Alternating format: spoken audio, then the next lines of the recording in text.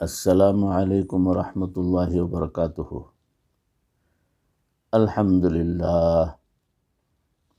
للہ وکفیٰ والسلام علی عبادہ الذین اصطفیٰ والتقی والعفاف والغنی، اما بعد فقد قال اللہ تبارک وتعالی فی القرآن المجید والفرقان الحمید، فأعوذ باللہ من الشیطان الرجیم، بسم اللہ الرحمن الرحیم۔ افلم یسیروا فی الارض فتکون لهم قلوب یعقلون بها او آذان یسمعون بها فإنها لا تعمى الأبصار ولكن تعمى القلوب التي في الصدور، صدق اللہ مولانا العظیم۔ اللہم صل علی سیدنا و مولانا محمد وبارک وسلم کما تحب وترضى عدد ما تحب وترضى۔ محترم و مکرم ناظرین، حاضرین، سامعین، بھائیوں، بزرگوں اور دوستوں، معزز خواتین، ہماری ماں بہنوں، تصوف کے عنوان سے جو سلسلہ چل رہا ہے اس میں موضوع چل رہا ہے عقل کا نور۔ اسی موضوع کی اگلی کڑی سماعت فرمائیں کہ بات رکی ہوئی تھی کہاں پر کہ ایک سیر کے لیے نکلے تھے کسی علاقے میں، وہاں جانوروں کو دیکھا کہ ان کو کس طریقے سے سدھایا گیا ہے، ان کو سکھایا گیا ہے، اور وہ اپنے بتائے ہوئے طریقے کے اوپر پابندی کے ساتھ کاربند ہو رہے ہیں۔ وہ جانور اتنا تعاون کرتے ہیں کہ دیکھ کر عقل حیران رہ جاتی ہے کہ جب گائے کا نہانے کو جی چاہتا ہے تو وہ ایک جگہ جہاں شاور لگا ہوا ہے وہاں آ کر وہ اپنا ٹیگ جو اس کے گلے میں ڈالا ہوا ہوتا ہے وہ ٹیگ کی شناخت کرواتی ہے، کیمرے کو پڑھاتی ہے۔ وہ کیمرہ اس کو ٹیگ کو پڑھنے کے بعد کمپیوٹر کو بتاتا ہے کہ یہ گائے شاور لینا چاہتی ہے۔ پھر کمپیوٹر دیکھتا ہے کہ کیا یہ آج شاور لے چکی ہے یا نہیں۔ اگر نہیں لیا تو اوپر سے پانی کھل جاتا ہے اور گائے خود اس کے نیچے آ جاتی ہے اور نہاتی ہے، اور نہانے کے بعد اس کو سنانے کی بھی ضرورت نہیں، وہاں سے بھگانے کی بھی ضرورت نہیں، وہ خود بخود وہ اپنا غسل لینے کے بعد واپس چلی جاتی ہے۔ اس کا چارہ ایک پائپ کے ذریعے سے اس کی اپنی جگہ پر ڈال دیا جاتا ہے۔ ایک چیز نے ہمیں وہاں بہت حیران کیا، وہ یہ کہ ان کا ملکنگ ٹائم، جو دودھ نکالنے کا وقت ہوتا ہے، وہ آ گیا تھا۔ ہم نے 15 گائیوں کو بالکل ایک لائن میں کھڑے دیکھا۔ ان کو بتانے والا کوئی بندہ نہیں تھا، کوئی رسی نہیں تھی، بس ہم نے آگے ایک بندے کو دیکھا کہ اس کے پاس ایک ملکنگ مشین تھی۔ جب گائے اپنی پوزیشن پر آتی تھی تو وہ اس کے تھنوں کے ساتھ اس کو اٹیچ کر دیتا تھا۔ یوں گائے کھڑی رہتی اور اس کا دودھ نکلتا رہتا۔ اتنے میں دوسری لائن میں کھڑی گائے کے تھنوں کے ساتھ دوسری ملکنگ مشین لگا دیتا تھا۔ جب پہلی گائے کا دودھ مکمل ہو جاتا تھا تو دوسری لائن تو وہ اپنے پاؤں سے اس اٹیچمنٹ کو خود نیچے گرا دیتی اور آگے چلی جاتی۔ جیسے ہی پوزیشن خالی ہوتی تو پیچھے انتظار کرنے والی گائیاں اس کے آگے اس جگہ پر آ کر کھڑی ہو جاتی تھیں اور ان کو اٹیچ کر دیا جاتا تھا، ان کا دودھ نکلتا تھا۔ ہم حیران ہوئے کہ آج کئی جگہوں پر انسانوں کو لائن بنانا سکھانا مشکل ہوتا ہے، بڑا مشکل کام ہوتا ہے، اور جہاں کوئی محنت کرتا ہے تو دیکھیے کہ جانور بھی لائن بنا کر آتے ہیں اور ملکنگ کے بعد اپنے راستے پر خود واپس چلے جاتے ہیں۔ ہمیں ایک مرتبہ بالٹیمور جانے کا موقع ملا۔ وہاں پر ایک بہت بڑا ایکویریم ہے، اس میں انہوں نے بہت ہی عجیب و غریب قسم کی مچھلیاں پالی ہوئی ہیں۔ وہ چونکہ ایک ایجوکیشنل ٹرپ تھا، اس لیے ہم نے سب کچھ بڑے شوق سے دیکھا اور ہمیں مچھلیوں کے بارے میں بہت معلومات ملی۔ پھر آخر میں وہ کہنے لگے کہ جانے سے پہلے ہم آپ کو ڈالفن کا شو دکھائیں گے۔ چنانچہ سب لوگ بیٹھ گئے۔ ہم نے دیکھا کہ سوئمنگ پول کی طرح ایک بڑی جگہ بنی ہوئی ہے اور اس میں ڈالفن تیر رہی ہے۔ انہوں نے اس کے کئی کرتب دکھائے، اس میں سے ایک کرتب واقعی بڑا عجیب تھا۔ پانی کی سطح سے تقریباً 25 سے 30 فٹ اونچا ایک بال تھا جو انہوں نے اوپر سے نیچے لٹکایا اور ڈالفن کو اشارہ کیا کہ تم اس بال کو کک لگاؤ۔ ڈالفن اس وقت سوئمنگ پول کے ایک کونے میں تھی۔ جیسے ہی اس نے کمانڈ دی، ڈالفن نے اپنے منہ سے اس بال کو کک لگا دی۔ یا اللہ، یہ حیوان کو بھی اتنا کچھ سکھایا جا سکتا ہے۔ اس وقت ڈالفن بہت خوش تھی۔ پھر اس نے خوشی کا اظہار اس طرح کیا کہ وہ کنارے کے قریب تیرنے لگی اور اس نے اپنی بڑی دم کے اندر پانی لے کر سب وزٹرز پر اس طرح پھینکا کہ سب کے کپڑے تر ہو گئے۔ تو دیکھیے کہ انسان کو اللہ تعالیٰ نے عقل کے نور سے نوازا اور انسان نے اس عقل کے ذریعے جانوروں کو بھی سدھا لیا۔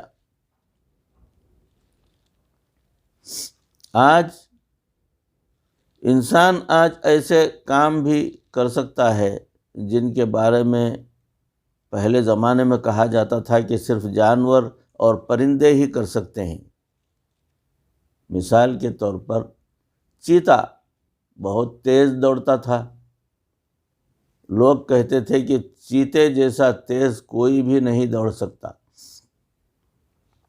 انسان نے کار بنا لی اور چیتا اب دیکھتا رہ جاتا ہے اور کار والا بندہ آگے نکل جاتا ہے۔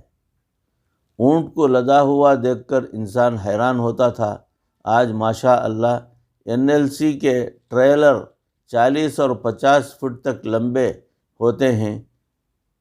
حیران ہوتے ہیں کہ اتنے وزن کو لے کر انجن سڑک پر آسانی سے چل رہا ہوتا ہے۔ پہلے زمانے میں شاہین کی پرواز دیکھ کر لوگ حیران ہوتے تھے۔ آج انسان نے جہاز بنا لیا ہے، چنانچہ آج شاہین کی پرواز نیچی نظر آتی ہے اور جہاز کی پرواز اونچی نظر آتی ہے۔ انسان نے جانوروں کو خوب قابو کر لیا۔ اس قابو کرنے کی ایک چھوٹی سی مثال میں آپ کے سامنے عرض کرتا ہوں۔ ہمارے ملک میں جب امرود کے پھل کا موسم ہوتا ہے تو ایک مکھی جسے فروٹ فلائی کہتے ہیں وہ لاکھوں کی تعداد میں پیدا ہو جاتی ہے۔ جیسے مچھر پھرتے ہیں، اور اس کا کام یہ ہے کہ وہ فروٹ کو اپنے سونڈ کے ذریعے سے پک کرتی ہے اور اس کے اندر ایسی چیز ڈال دیتی ہے کہ جس سے وہ فروٹ خراب ہو جاتا ہے۔ چنانچہ باغبان بہت پریشان ہوتے ہیں، کیونکہ اس مکھی کو مکمل طور پر ختم کرنا بھی ممکن نہیں ہے۔ اس کی وجہ یہ ہے کہ وہ لاکھوں کی تعداد میں ہوتی ہے اور بہت چھوٹی ہوتی ہیں۔ ماریں تو کیسے ماریں، اس کی جگہ سے فروٹ خراب ہو جاتا ہے۔ اس وجہ سے وہ فروٹ جو ہے بہت جلد سڑ جاتا ہے، کیڑے آ جاتے ہیں اس میں۔ اس پر سائنسدانوں نے کام کرنا شروع کیا اور اس کا ایک عجیب حل نکالا، وہ یہ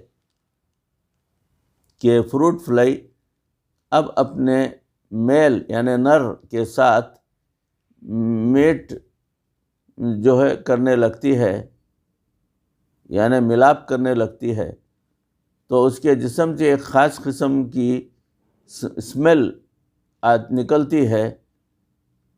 نر جب اس بو کو محسوس کرتا ہے تو وہ فیمیل کی طرف آ جاتا ہے۔ ان سائنسدانوں نے اس بو کو پہچان کر اس طرح کی بو بنا دی اور اس بو کے لیے خاص ٹریپ بنا دیے، یعنی ایک ٹریپ میں کپاس رکھ دی جس میں وہ بو ہوتی ہے۔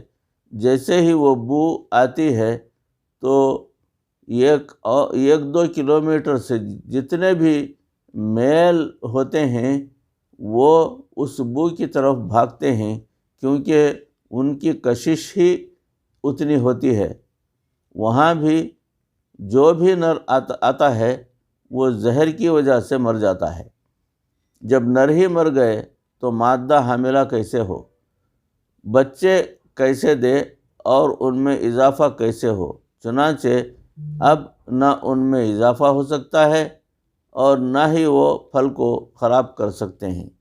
ہم حیران ہوئے کہ کیا ٹیکنیکل نکتہ نکالا کہ انہوں نے اس کا مسئلہ ہی حل کر کے رکھ دیا۔ یہ کیسے ہوا؟ یہ انسان کے عقل کی وجہ سے اس نے اس مسئلے کا حل نکال لیا۔ عقل کے اندر اللہ تعالیٰ نے بڑی قوت پیدا کی ہے، چنانچہ دنیا میں انسان نے کچھ کام فقط عقل کی وجہ سے کیے، کچھ کام انسان دیکھ کر کرتا ہے، کچھ سن کر کرتا ہے، کچھ چیزوں کو چکھ کر محسوس کرتا ہے، کچھ کو ہاتھ لگا کر محسوس کرتا ہے، مگر کچھ کاموں کو فقط عقل کی وجہ سے کرتا ہے۔ مثال کے طور پر آئنسٹائن ایک ایسا سائنسدان ہے جس نے تھیوری آف ریلیٹیوٹی جو ہے کا تصور پیش کیا۔ آج سائنس کی دنیا میں اس کا ایک ایسے احترام کیا جاتا ہے جیسے دین والوں کے ہاں پیغمبروں کا احترام کیا جاتا ہے۔ اس بندے نے سوچا کہ اس کو ایک فریم آف ریفرنس بنا دیا، تو بات کی ایک فرضی خیال سے شروع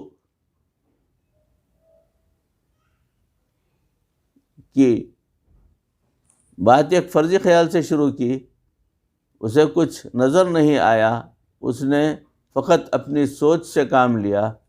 اس نظریے کی بنیاد سوچ سے آگے چل رہی ہے کہ فرض کرو کہ ایک فریم آف ریفرنس ہے، پھر اس نے وہاں سے ایک فریم آف ریفرنس لیا، پھر دوسرا لیا، پھر کیلکولیشن شروع کر دی۔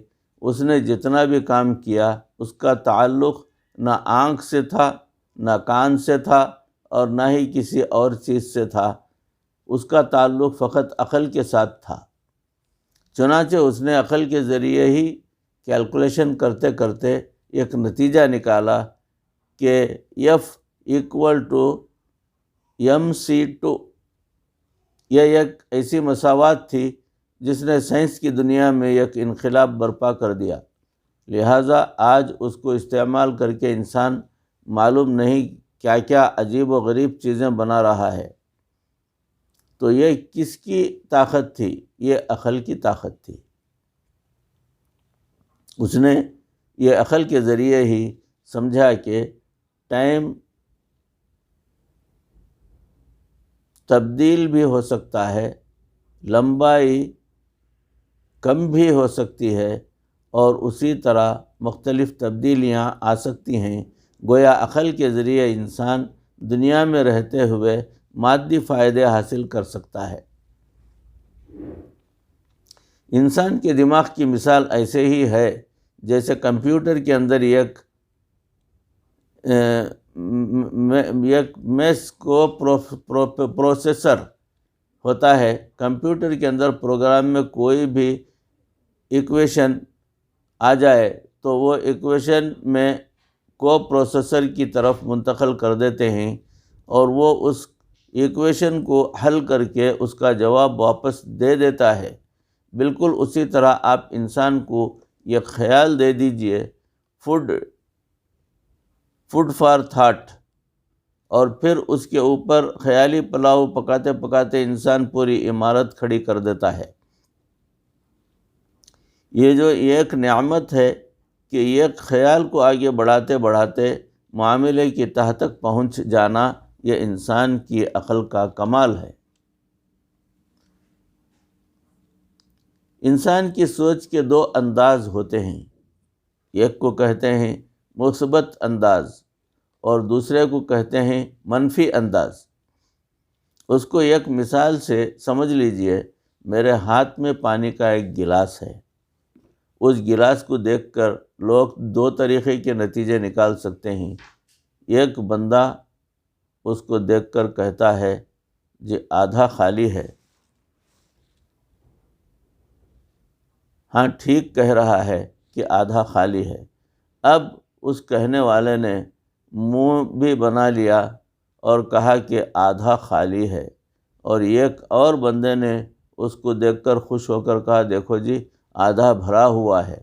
اس نے کہا کہ آدھا خالی ہے، اور وہ بھی ٹھیک کہہ رہا ہے، اور اس نے کہا کہ آدھا بھرا ہوا ہے، وہ بھی ٹھیک کہہ رہا ہے، مگر ایک سوچ کا مثبت انداز ہے اور دوسرا سوچ کا منفی انداز ہے۔ یاد رکھیں، جیسی انسان کی سوچ ہوتی ہے اس کی شخصیت پر ویسے ہی اثرات ہوتے ہیں۔ مثبت سوچ کے مثبت اثرات اور منفی سوچ کے منفی اثرات ہوتے ہیں۔ مثال کے طور پر ایک آدمی بات کر رہا تھا کہ میں گلاب کے پودے سے پھول توڑنے لگا تو مجھے کانٹے چبھ گئے۔ یہ بات کیا ہے جی؟ جہاں پھول ہوتے ہیں وہیں کانٹے ہوتے ہیں۔ دوسرے بندے نے اس سے کہا اللہ کے بندے، یہ کیوں نہیں سوچتا کہ جہاں کانٹے ہوتے ہیں وہاں پھول بھی ہوتے ہیں؟ اب اگر وہ بات کو اس طرح سوچے کہ جہاں پھول ہوتے ہیں وہاں کانٹے ہوتے ہیں، تو اس منفی سوچ کی وجہ سے اس کے اندر فرسٹریشن پیدا ہوگی، اور اگر وہ یوں کہے کہ دنیا میں کانٹے ہوتے ہیں تو پھر ساتھ پھول بھی ہوتے ہیں، اس سے اس کے دل میں اللہ کا شکر کرنے کا احساس پیدا ہو جاتا ہے۔ دو قیدی تھے، ان کو جیل میں ڈالا گیا تھا۔ ان کو تھوڑے سے وقت کے لیے نکالا گیا تاکہ وہ تازہ ہوا کے اندر چل پھر لیں۔ پھر 10-15 منٹ کے بعد ان کو دوبارہ قید کر دیا گیا۔ جب دوبارہ جیل میں بند ہو گئے تو ایک نے کہا یار لگتا ہے کہ باہر بارش ہوئی ہے۔ دوسرے نے کہا ہاں مجھے بھی لگتا ہے کہ باہر بارش ہوئی ہے۔ ایک نے پوچھا تمہیں کیسے پتہ چلا؟ اس نے کہا میں نے زمین پر دیکھا کہ بہت کیچڑ تھا اور ہر طرف گند پھیلا ہوا تھا۔ پھر اس نے دوسرے سے پوچھا تمہیں کیسے پتہ چلا؟ وہ کہنے لگا کہ میں نے درختوں کو دیکھا کہ ان کے پتے دھلے ہوئے تھے اور پودوں کے پھول بہت ہی مہک رہے تھے اور تر و تازہ نظر آ رہے تھے۔ مجھے اس سبزے کو دیکھ کر محسوس ہوا کہ شاید بارش ہوئی ہے۔ یہی مثبت اور منفی سوچ کا فرق ہے کہ دیکھیں دو بندے ہیں، ایک نے نظر نیچے کیچڑ پر ڈالی، اور دوسرے کی نظر پھولوں اور پتوں پر، درختوں پر پڑی۔ اگر کوئی مثبت سوچ رکھنے والا ہو تو اپنی مشکل کا حل نکال لیتا ہے، اور اگر منفی سوچ والا ہو تو وہ ہمت ہار کر نقصان کر بیٹھتا ہے۔ ایک مرتبہ ہمارے شہر میں ایک کسان سیزن کے شروع میں اپنے تربوز توڑ کر لایا کہ اچھی قیمت ملے گی۔ اللہ کی شان کہ جب اس نے تربوز کھولے تو وہ اندر سے جو ہے سرخ تھے تو سرخ مگر پھیکے تھے۔ ایک بندے نے خریدا تو اس نے کہا کہ یہ تو میٹھا ہی نہیں۔ دوسرے نے خریدا تو اس نے بھی کہا کہ یہ تو میٹھا ہی نہیں۔ وہ بڑا پریشان ہوا، مگر وہ بندہ ہمت والا تھا۔ اس نے سوچا کہ اب جو کچھ ہے وہ تو ہے ہی، مجھے پریشان ہونے کی کیا ضرورت ہے، مجھے اس کا کوئی حل نکالنا چاہیے۔ چنانچہ اس نے سوچنا شروع کر دیا۔ بالآخر وہ ایک پینٹر کے پاس گیا اور اس سے جا کر کہا کہ مجھے ایک بڑا سائن بورڈ بنا کر دو۔ اس نے پوچھا اس پر کیا لکھوانا ہے؟ کہنے لگا اس کے اوپر لکھو کہ فلاں شہر میں پہلی مرتبہ شوگر فری تربوز اویلیبل ہے۔ اب جب اس نے شوگر فری کا لفظ لکھ دیا تو کسی نے کہا میں امی کے لیے لے کر جاتا ہوں، میں ابو کے لیے لے کر جاتا ہوں۔ اس طرح اس کے پھیکے تربوز ڈبل ریٹ پر سارے کے سارے فروخت ہو گئے۔ تو معلوم ہوا کہ انسان کو کوئی چیز دیکھ کر فوراً فرسٹریشن میں نہیں آنا چاہیے، بلکہ اس کا وے آؤٹ نکالنا چاہیے۔ ہمارے بزرگ جو نوجوانوں سے یہ کہتے تھے کہ بھائی ذرا ٹھنڈے دماغ سے سوچو، وہ اسی لیے کہتے تھے کہ دنیا کے ہر مسئلے کا کوئی نہ کوئی حل ہوتا ہے، لہٰذا بیٹھ کر سوچو، اللہ تعالیٰ کوئی اچھی تدبیر تمہارے ذہن میں ضرور ڈال دیں گے۔ بھائیوں، بزرگوں اور دوستوں عزیزوں، موضوع چل رہا ہے، اسی موضوع کی اگلی کڑی آپ کے روبرو انشاءاللہ اگلے نشست میں پیش کرنے کی کوشش کروں گا۔ ان کہی سنی باتوں کو سوچنے سمجھنے کی پروردگار ہمیں توفیق عطا فرمائے، اللہ ہماری اصلاح فرمائے، اللہ ہمیں سچے دیندار بنائے، اللہ ہمارے دلوں کے اندر جو ہے اخلاص پیدا فرما دے، مرتے دم تک پروردگار کسی کا محتاج نہ بنائے، ایمان پر ہمارا خاتمہ فرمائے۔ وآخر دعوانا ان الحمد للہ رب العالمین۔ السلام علیکم ورحمۃ اللہ وبرکاتہ۔